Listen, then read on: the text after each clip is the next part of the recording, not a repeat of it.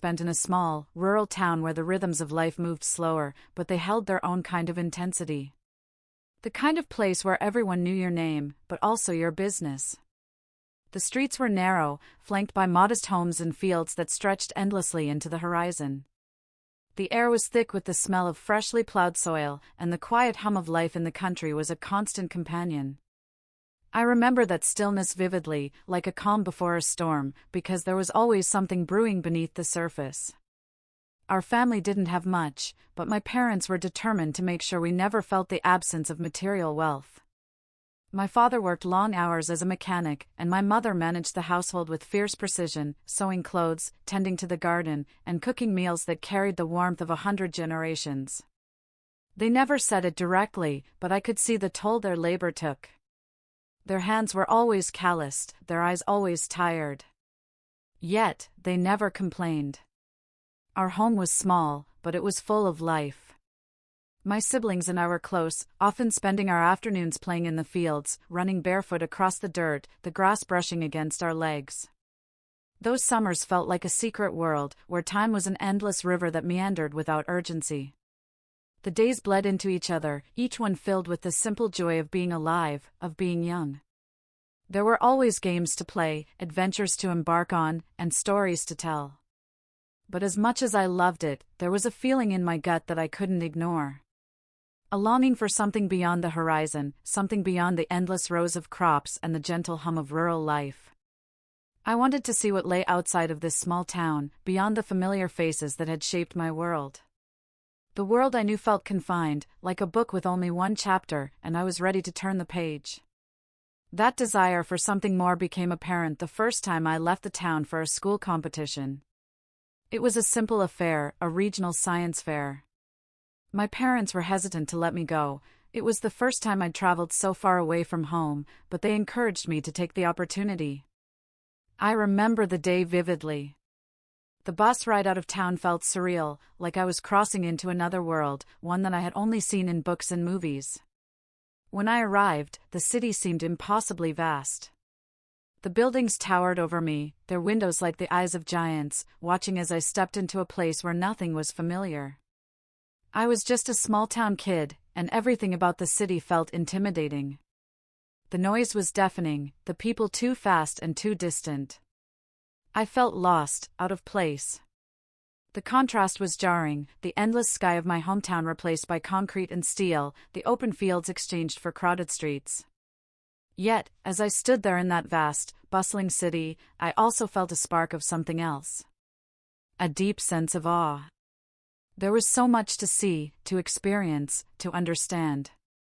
For the first time in my life, I realized there was a bigger world beyond the horizon, and I could be a part of it if I dared to take that leap. It was exhilarating and terrifying at the same time. The competition itself was forgettable, but that day marked the beginning of my desire to break free from the constraints of the town that had shaped me. When I returned home, the town felt smaller somehow. The faces were still the same, the routines were unchanged, but I had seen a glimpse of something more. It was as though I had unlocked a door, and once you see what's on the other side, it's impossible to forget. That tension, between loyalty to my roots and the yearning for something greater, began to simmer beneath the surface. At home, I tried to blend in, tried to honor the life my parents had worked so hard to provide. But inside, the desire to escape and make a name for myself continued to grow. It wasn't just about leaving for the sake of leaving, it was about finding my place in a world that felt far larger than the small corner I had always known.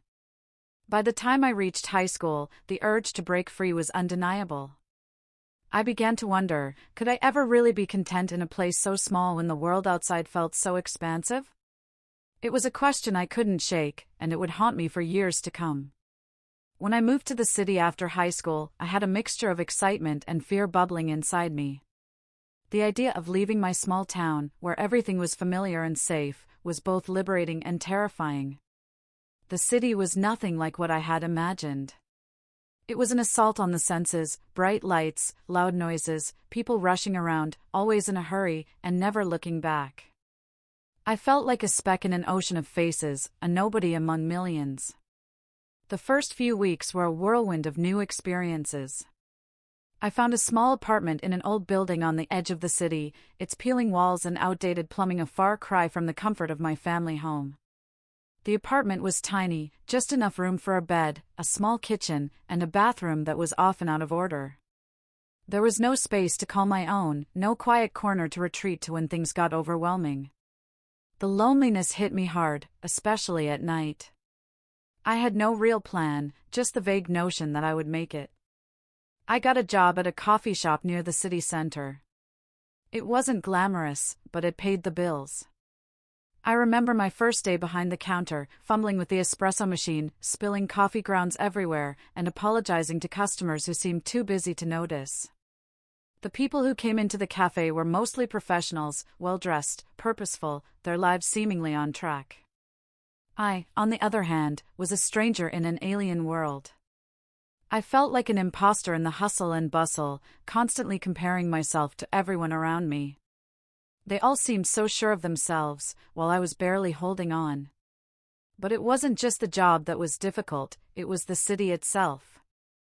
I was suffocated by the noise, the crowds, the constant movement. The energy of the place should have been contagious, but instead, it drained me. I felt disconnected from everyone, even the people I worked with. They had their own lives, their own routines, and I was just an observer, struggling to find my footing. The loneliness was palpable. I could hear the echoes of my small town in the quiet moments of my apartment, and they only served to remind me how far away I was from everything I knew. At first, I would call home every few days, hearing my parents' comforting voices on the other end of the line. My mother would ask about my job, and I would tell her it was going fine, though it wasn't.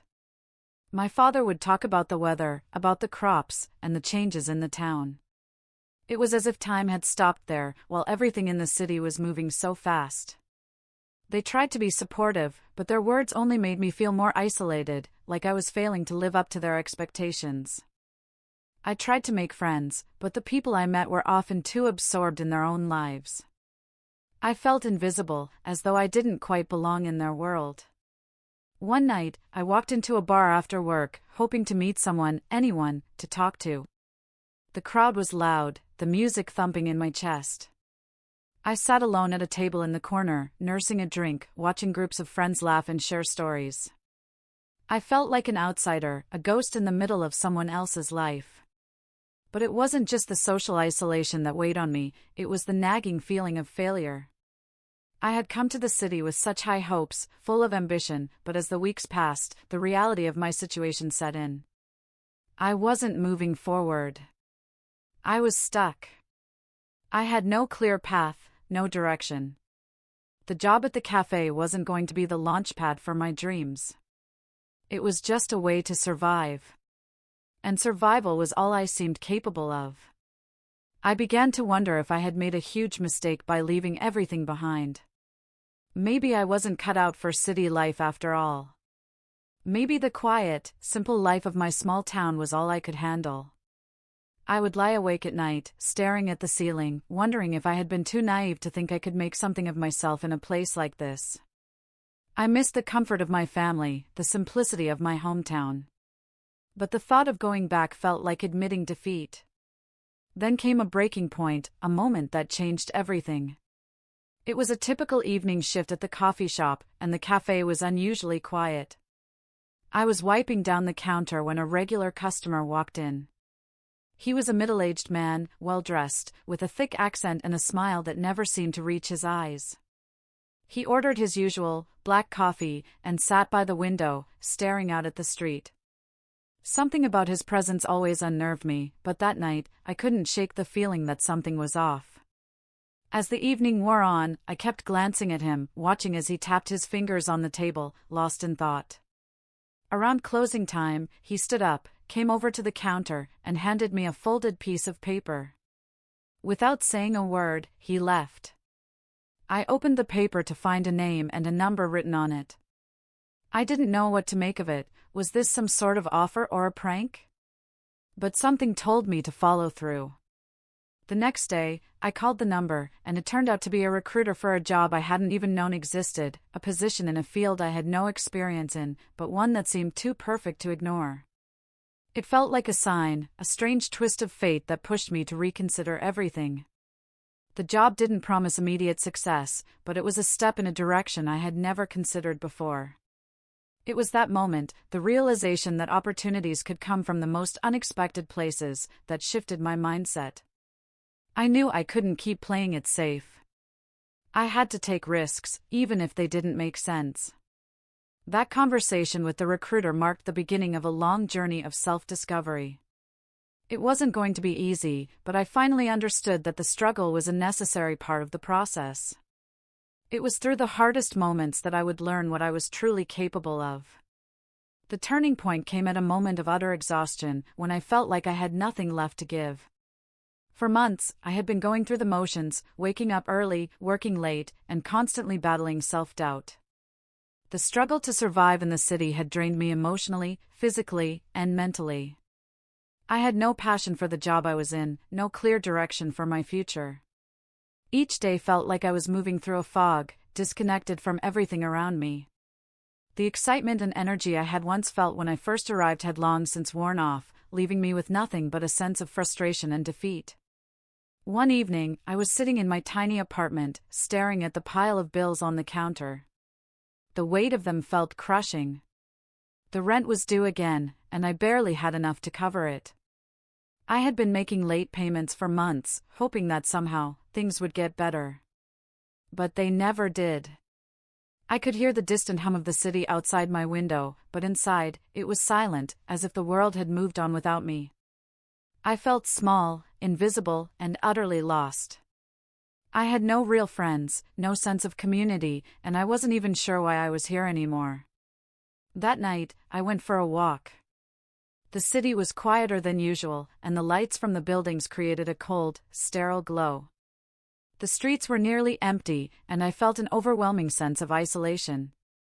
I wandered aimlessly for hours, letting the cold air slap my face, hoping that something, anything, would shake me out of the numbness I had been living in. It was on one of those walks that I passed a small, hole-in-the-wall bookstore. The sign outside was worn and faded, the letters barely legible. Something about it called to me, like a whisper from the past. I didn't even know why I walked in. I hadn't been in a bookstore in months, and I wasn't even sure what I was looking for. But I stepped inside, the door creaking as it opened. The smell of old books hit me immediately, a mix of paper, dust, and history. It felt like stepping into another world, a place where time moved differently. Inside, the shelves were stacked with books that seemed to tell their own stories, books I had never heard of, stories I had never imagined. I didn't know what drew me in, but I found myself walking down the aisles, touching the spines of the books, feeling the weight of the worlds contained within them.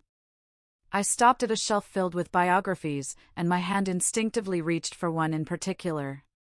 It was a thick, leather-bound book, its title almost completely faded. I pulled it from the shelf and sat down on a nearby chair to read. The book was about a man who had overcome immense odds, poverty, hardship, failure, to build a life of success. His story was raw, gritty, and painfully honest. As I read, I could feel the words seeping into me, sparking something deep within. I wasn't just reading his story, I was reading my own story.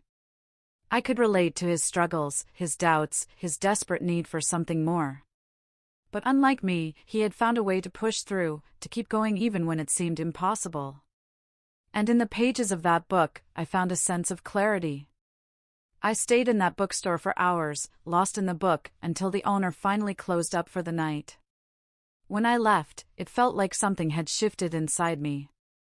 I wasn't entirely sure what it was, but I knew I couldn't keep going the way I had been. The cycle of fear and self-doubt had to end. I had to take a step forward, even if it meant stepping into the unknown. The next morning, I woke up with a newfound determination. I couldn't continue down the same path anymore. I couldn't let fear and uncertainty dictate my life. I went straight to the library and spent the entire day researching different career paths, educational programs, and opportunities. I knew I couldn't keep working at the coffee shop. It wasn't just about the job, it was about reclaiming control over my future. I needed to do something that would push me, that would force me to grow, to challenge myself.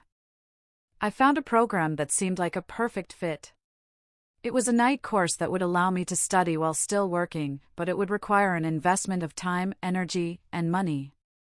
I didn't have the luxury of a safety net, and I wasn't sure how I would make it work. But in that moment, I realized that I had nothing to lose. Staying where I was, continuing to drift through life, wasn't an option anymore. I enrolled in the program the next day. It wasn't easy, juggling work, study, and the constant pressure of bills, but for the first time in a long while, I felt alive. Each lecture, each assignment, each challenge pushed me further out of my comfort zone. There were nights when I stayed up late, studying, trying to keep up with the workload, and the doubt crept in again. But I refused to let it consume me. I had made a promise to myself that I would keep moving forward, no matter how difficult it was. It wasn't an instant transformation. I didn't wake up the next day with everything figured out. But with every small step I took, I gained a little more confidence. I learned that the only way out of the struggle was to keep moving forward, to take risks, to embrace the uncertainty. The turning point had come in the most unexpected of places, a small bookstore late at night, but it had sparked a fire inside me. I no longer had the luxury of waiting for things to get better. I had to make them better. And from that moment on, I was determined to do whatever it took to change my life. The days and months that followed were filled with a mixture of exhaustion and exhilaration. The decision to pursue something new, to leap into the unknown, had ignited a fire in me, but it didn't come without its own intense struggles. I had to balance my job at the coffee shop with the demands of my night classes, and there were days when I felt like I was barely holding on. My body was tired, too many late nights, too many hours spent juggling the responsibilities of work and school, and not enough sleep. But despite the fatigue, there was a sense of purpose that I hadn't felt before. Every class, every lesson, every small achievement felt like a victory, a step closer to something bigger. One of the most dramatic moments came one evening, just a few months after I had started the program. I was standing behind the counter at the coffee shop, watching the line of customers slowly grow longer. My mind wasn't fully present, as it often wasn't during those shifts. My thoughts were consumed with the project I had just turned in for one of my classes. The deadline had been tight, and I had spent hours on it, not sure if I was going to get it right, but hoping I would. My anxiety over the paper was eating me up from the inside out, and it made every moment at work feel unbearable. But then, as if by some twist of fate, I received a call. It was from the professor who had graded my project. I held my breath, thinking the worst, convinced that the hours of stress and doubt had led to nothing more than a mediocre grade. To my shock, she told me that my project had exceeded expectations and that I had been selected for an internship with one of the most respected companies in the field. The words seemed to echo in my ears, as if I had imagined them. I had never expected anything like this. It felt unreal, like a dream I hadn't even dared to dream. For a moment, I stood there, stunned, my heart pounding. The room around me, the clinking of cups, the hum of the espresso machine, faded into the background as I tried to absorb what had just happened. I looked at the customers standing in line, and for the first time, I felt a shift. I wasn't just a barista anymore, I was someone who was on the verge of something bigger. My world, which had felt so small and suffocating for so long, was suddenly filled with possibility. It wasn't just about making coffee anymore, it was about making a life for myself. A life I had fought hard for. That evening, I went home and sat down at my small kitchen table, staring at the letter that confirmed my internship. It felt like a turning point, a clear marker of how far I had come from those dark nights of doubt and isolation. I remembered how lost I had felt just a year ago, wondering if I would ever find a way out of the hole I had dug for myself. And now, I had an opportunity that didn't just offer a paycheck but a chance to build something meaningful. The internship itself was everything I had hoped for, and more. I was thrown into the deep end right away, working alongside professionals who were both intimidating and inspiring. The pace was grueling. I was given tasks that tested every skill I had learned during my classes, and many that I hadn't. There were moments when I felt overwhelmed, when I wondered if I had made a mistake, but each time, I pushed through. The success didn't come easily, but each hurdle I overcame gave me more confidence in my abilities. One day, I was tasked with preparing a presentation for a high-profile client meeting. It was my first real responsibility that could potentially make or break my reputation in the company. The pressure was immense. I spent countless hours rehearsing, refining every detail, and second-guessing myself. My nerves were on edge as the meeting day approached, but I knew I had come too far to back down now. The day of the presentation, I walked into the conference room with my heart in my throat. The executives from the client company were seated at the table, looking at me expectantly. For a moment, I froze, the words on the slides in front of me blurring together. But then, something shifted. I took a deep breath, centered myself, and began to speak. As I talked, I found a rhythm, a flow. My nervousness transformed into energy, and the more I spoke, the more I could sense that they were listening. By the time I finished, I was exhausted but exhilarated. There was a long pause, followed by a round of applause. The clients were impressed, and the team I worked with was equally enthusiastic. For the first time in my career, I felt like I had truly earned my place at the table. I had taken a chance on myself, and it had paid off. The satisfaction I felt in that moment was indescribable. It wasn't just about the success of the project, it was about how far I had come. The recognition I received for that presentation led to more opportunities within the company. Slowly, I began to climb the ladder. I was given more responsibility, and with each new challenge, I grew more confident. The sense of imposter syndrome that had plagued me in the early days of my journey began to fade. I wasn't just pretending to belong anymore, I truly did. The culmination of all my hard work came a year later when I was offered a full-time position at the company. It wasn't a position I had expected, nor one I had initially aimed for, but it was a clear acknowledgement of my growth. I had proven myself, not just to others, but to myself. I looked back at my journey and realized that it wasn't just about the job or the title. It was about the transformation that had taken place within me. No longer was I the uncertain person who had walked into the city with nothing but a dream. I had fought for everything I had, each step a testament to my resilience and determination. Success had come, not as a sudden windfall, but as the result of every sleepless night, every self-doubt, and every failure that had taught me something valuable. And in that moment, as I signed the offer letter for my new role, I realized that this was just the beginning. The road ahead was still long, but I was no longer afraid of the journey. I had finally found my place. The years that followed my success were filled with unexpected growth, both personally and professionally. What I had once seen as a destination, finding stability, making a career for myself, soon began to feel like a new starting point. Success, as it turned out, didn't bring with it the unshakable confidence I had expected. Instead, it brought with it a quiet, creeping uncertainty. The higher I climbed in my career, the more I realized how much I had sacrificed to get there, and that realization triggered something inside me, a deep, gnawing hunger to reassess what I truly wanted in life. The first sign that something was shifting came during a high-stakes presentation I was leading at work. The room was filled with key clients and executives, all eyes trained on me as I delivered what I thought was my best work yet. I was prepared, confident, and eloquent. But as I spoke, I felt a strange disconnect, a hollowness in my words, a lack of energy behind them. The room was silent, polite, but there was no spark. My presentation was technically perfect, but it didn't resonate. I finished and received lukewarm applause. I walked out of that room with a sick feeling in my stomach.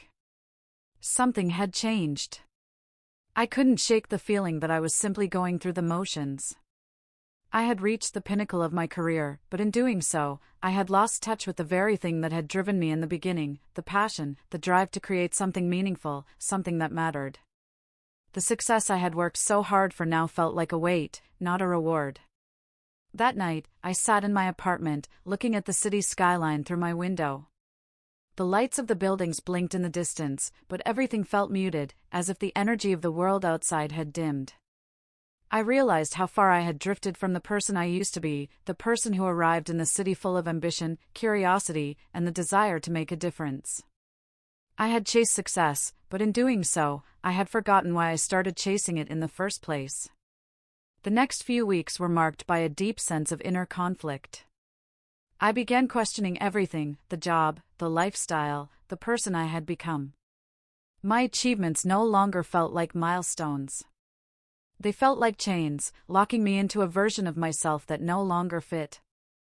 I realized I had sacrificed too much of my authenticity for the sake of outward success. I had become a version of myself that I thought others wanted me to be, not who I truly was. The tipping point came when I ran into an old friend from my small hometown. We hadn't seen each other in years, but we met at a cafe in the city one afternoon. She looked the same, full of life, grounded in a way that I hadn't felt in a long time. She was still living in our small town, working at the local library, and was so genuinely happy in her life. As we caught up, she spoke of the simple joys, the small victories, the connections with people, and the peace that came with a slower, more intentional life. For the first time in a long while, I felt something stir deep inside me: longing. I had everything the city promised: career success, financial stability, recognition, but somehow, it wasn't enough. I couldn't ignore the fact that I had been pursuing the wrong version of success. There was a kind of beauty in the simplicity of her life, a peace that I hadn't realized I was craving. The thought of returning to the quiet, slow pace of my small town felt like a distant memory, but in that moment, I began to wonder, could I ever truly be happy in the city, or was I meant for something else? The more I reflected, the more I understood that I had been chasing someone else's dream. The corporate ladder, the prestige, the constant hustle, it wasn't what I had originally set out to achieve. What I wanted, what I truly needed, was to reconnect with my purpose, to find fulfillment in something that was meaningful on a deeper level. I didn't need to climb higher. I needed to find balance, peace, and a sense of alignment between who I was and what I did. The decision to leave my high-powered job was not an easy one. It felt like stepping off a cliff into the unknown, but I knew it was the only way forward. I couldn't keep pretending that this version of success was the right one for me. I handed in my resignation with mixed emotions: fear, relief, excitement, uncertainty. The thought of leaving behind the security of a steady paycheck, the respect I had earned, and the career I had worked so hard for was terrifying. But I knew it was the only way to find what I had been searching for all along. I took a few months off after leaving my job, using that time to travel and reconnect with the world. I visited places I had always dreamed of seeing but had never made time for. I stayed in small towns, far away from the city, and immersed myself in new cultures, meeting people who had nothing but their stories to share. It was in these moments that I found the clarity I had been desperately seeking. I didn't need a high-powered job to be fulfilled. I needed purpose, connection, and a sense of peace. That period of exploration led me to a new path. I decided to start a non-profit organization aimed at helping underprivileged communities access education. I realized that my journey, my success, was never just about me. It was about giving back, about making a lasting impact. The work was hard, often thankless, and far from glamorous, but it felt meaningful in a way that my previous job never had. I was building something with purpose, and the rewards were no longer measured in money or status, but in the lives I touched. The awakening wasn't a single moment, it was a gradual shift in perspective, a realization that true success wasn't about achieving more, but about living in alignment with your values and your true self. I learned that the most fulfilling moments in life come not from external validation but from the peace you find when you are true to who you are. In the end, I returned to the small town I once left behind, but not because I had failed. I returned because I had finally discovered what success meant to me, not the kind that others defined, but the kind that came from living authentically and giving back to the world. I had walked away from everything I thought I wanted, only to realize that what I truly needed was something far simpler, far more meaningful. And so, I found my place again, not on the corporate ladder, but in the quiet moments of connection, the work that allowed me to make a difference, and the peace that came from finally being true to myself.